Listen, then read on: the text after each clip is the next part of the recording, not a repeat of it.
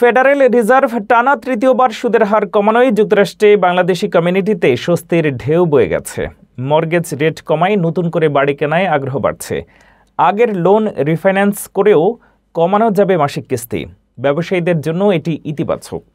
কম সুদে লোন পাওয়ার grocery, restaurant, tracking খাতে বাড়বে বিনিয়োগের সুযোগ। ফেডারেল রিজার্ভ টানা তৃতীয়বারের মতো সুদের হার 1/4 কমিয়ে 3.5% থেকে 3.75% এনেছে।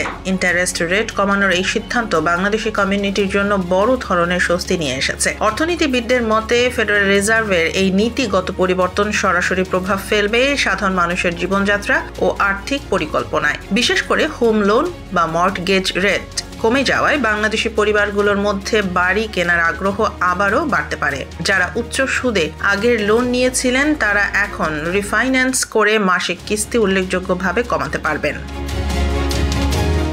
অন্যদিকে ছোট ব্যবসা পরিচালনায়ও এই সিদ্ধান্ত ইতিবাচক প্রভাব ফেলবে। গ্রোসারি, রেস্টুরেন্ট, গ্যাস স্টেশন বা ট্র্যাকিং এসব খাতে বাংলা কমিউনিটির উপস্থিতি বেশ শক্তিশালী। কম সুদের ব্যবসা লোন পাওয়ার সুযোগ তাদের ক্যাশ ফ্লো আরও স্থিতিশীল করবে এবং নতুন বিনিয়োগে উৎসাহ বাড়াবে।